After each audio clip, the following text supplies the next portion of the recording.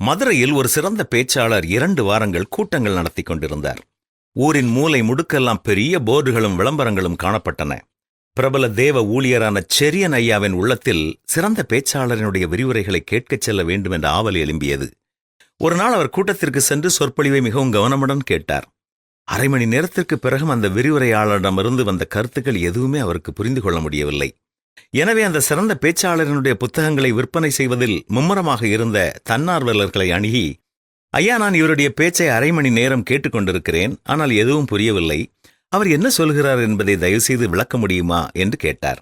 ஒரு தன்னார்வலர், ஐயா, நாங்களும் பல ஆண்டுகளாக இவரிடம்தான் இருக்கிறோம். அவருடைய சொற்பொழிவுகளை கேட்டுக்கொண்டிருக்கிறோம். ஆனால் அது எதுவுமே எங்களுக்கு புரியாது. புரிந்து கொள்ளவும் முடியாத அளவிற்கு அவருடைய சிந்தனைகள் மிகவும் ஆழமானவைகள் என்று பதிலளித்தார். அவருடைய பதிலை கேட்டு சிரித்துக்கொண்டே வீடு திரும்பினார் செரியன் ஐயா அவர்கள்.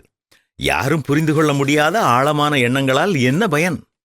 கர்த்தராகிய இயேசு கிறிஸ்துவனுடைய உவமைகள் மற்றும் போதனைகள் மிகவும் எளிமையானவை மற்றும் புரிந்து கொள்ள எளிதானவை.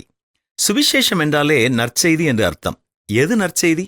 தேவன் தம்முடைய ஒரே பேரான குமாரனான இயேசு கிறிஸ்துவை இந்த உலகத்திற்கு அனுப்பினார்.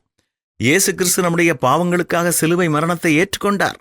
3ஆம் நாள் உயிரோடு எழும்பி தேவனுடைய பரலோகத்தில் இருக்கிறார். அவருடைய சிலுவை மரணத்தின் மூலம் நாம் மீட்கப்பட்டிருக்கிறோம். இதை நாம் நம்பினால் நமக்கு நித்திய வாழ்வு உண்டு. இந்த நற்செய்தி எவ்வளவு எளிமையாக இருக்கிறதல்லவா? நற்செய்திகளை நாம் எளிமையாக சொல்ல பழகுவோமா?